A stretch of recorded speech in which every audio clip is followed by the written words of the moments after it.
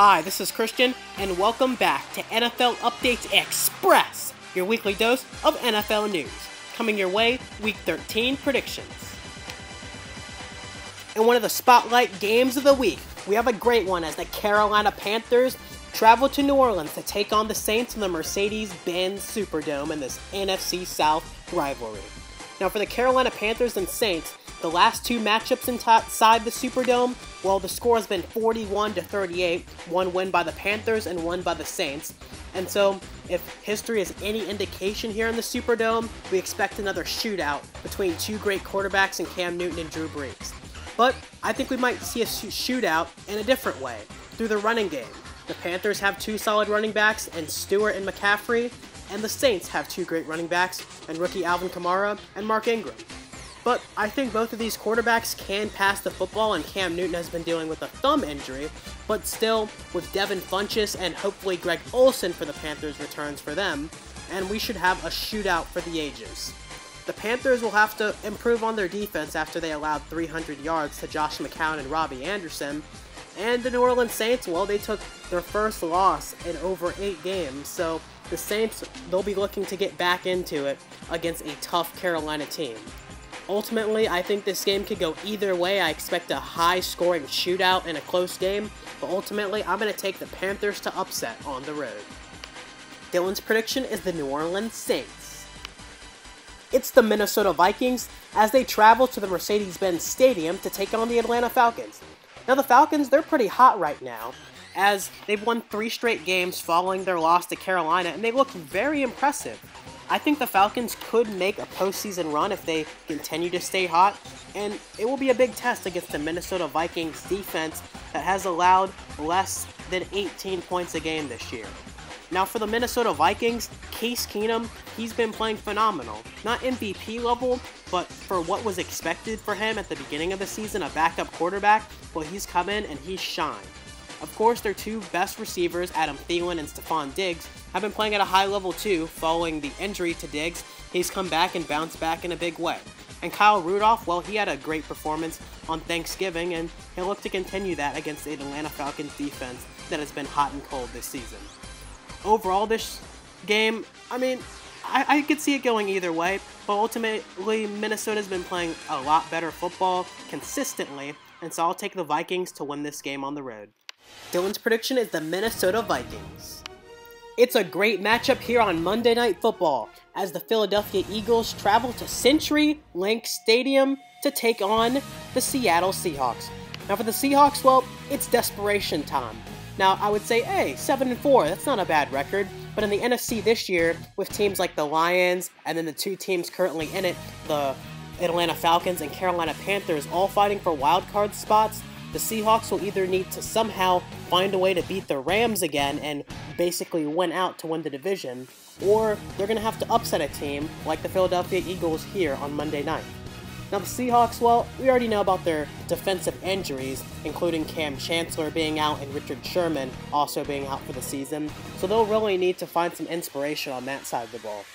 And for the Philadelphia Eagles, well, the Redskins blew it for them after the Thursday night loss, so now, if they can win this game on Monday night against Seattle, they will clinch the NFC East division, so there is still something for the Eagles to play for, and after that, they'll be playing for a first-round bye in the #1 seed. And overall, I think the Eagles are the better team, but Seattle, well, they're really desperate right now, even at a 7-4 record, and they need to win this to make the playoffs, in my opinion. But ultimately, I think Doug Baldwin's going to have a great game, Russell Wilson's going to shine. But ultimately, I think the Philadelphia Eagles with their running attack and Carson Wentz playing at an MVP level is going to get the job done on the road. Dylan's prediction is the Philadelphia Eagles. It's a rematch of the Browns' only win last year when the Cleveland Browns take on the Los Angeles Chargers. Now you would say, oh, this is an easy win for the Chargers, right? Well, you could have said the same thing last year, and guess what the result was? A win for the Browns on Christmas Eve. Now, can the Browns do it again? I don't know, but there is a little bit of hope. Josh Gordon finally returning for the first time since 2014 off of his suspension, and maybe that will give the Browns offense a little boost. And boy, do the Browns need it. Deshaun Kaiser, well, he's had his moments of greatness, but for the most part, he struggled this year. And against a hot Chargers team with Keenan Allen and Phillip Rivers dominating the Cowboys on Thanksgiving, they'll be looking to continue that hot streak against a floundering Browns team that hasn't won a game. Can the Browns upset? They can, but I don't see it happening as the Chargers continue their hot streak and take control of the AFC West. Dylan's prediction is the Cleveland Browns.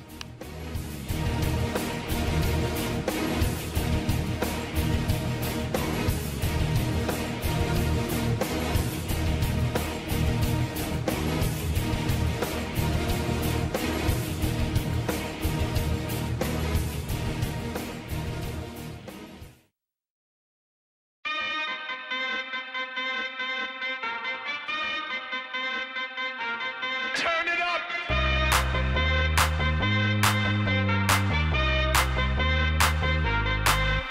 Somebody save your soul, cause you've been sinning in the city. I know too many troubles, all these lovers got you losing control. You like a drug to me, a luxury, my sugar and gold. I want the good life every good night, you're a hot one to hold. Cause you don't even know I can make your hands clap. Said I can make your hands clap. Somebody save your soul, cause you've been sinning in the city. I know too many troubles, all these lovers got you losing control. You like a drug to me, a luxury, my sugar and gold. I want your sex and your affection when they're holding you close. Cause you don't even know I can make your hands clap. Said I can make your hands clap. Every night when the stars come out, am I the only living soul around? Need to believe you could hold me down, cause I'm in need of something good right now. We could be screaming till the sun comes out, and when we wake we'd be the only sound. Get on my knees and say your friend James Brown. That I can make your hands clap.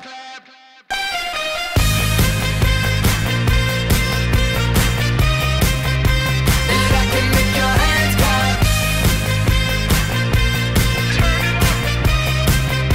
That I can make your hands clap. My flesh is searching for your worst and best, don't ever deny. I'm like a stranger, give me danger, all you're wrong and you're right. Secrets on my way. My record prediction for Week 12 was 14-2, and Dylan's was 9-7.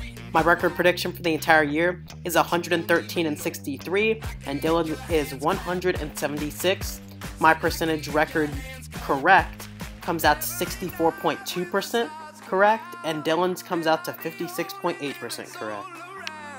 The most entertaining game was Steelers over the Packers, and the upset of the week was the Bills over the Chiefs. Time for the segment where we predict 3 wildcard teams that could take it the distance to Super Bowl 52. Now the first team I have is a recent emergence of the Los Angeles Chargers. And while they've had an emerging defense, they have a Pro Bowl quarterback in my opinion in Phillip Rivers, who's been playing at a high level in the last few weeks, and a faltering division including the Chiefs, the Raiders, and the Broncos not really playing at a high level, and it's kind of surprising. The Chiefs were looking like they would run away with the division, but after losing 5 of their last 6 games, the Chiefs, well, they're vulnerable, and that means the Chargers can get back in it and maybe make a run to the postseason. My comparison for this Chargers team is the 2012 Baltimore Ravens. Now, the Chargers are known for losing a lot of close games, especially in this year, and the Ravens, well, they were the exact opposite. They were able to win the close games, and the Chargers are starting to win football games. The Ravens could have easily been 7-9 or 6-10 in 2012, as they had a lot of narrow wins, like against the Patriots, against their own Chargers, where they had the 4th and 29 miracle with Ray Rice, and also Dan Bailey missed a field goal as the Ravens were able to win a close one there at home. And if they would have lost all those 3 games, well, they're 7-9, and the Ravens are sitting at home for the postseason. But instead, they go 10-6 and make a run all the way to a Super Bowl championship. The second team I'm going to talk about is the Atlanta Falcons. Now, I'll be honest, I thought the Falcons were dead in the water following their mediocre start to the season, but the second half, they turned it on with 3 straight wins. And so, Can the Falcons make a run to the Super Bowl? Well, I think they can. They have an identical record at this point in the season as they did in 2016, and so if Matt Ryan continues his hot streak, Julio Jones has a couple more big games, and Devonta Freeman stays healthy, well, I think the Falcons could make a run all the way to Super Bowl 52.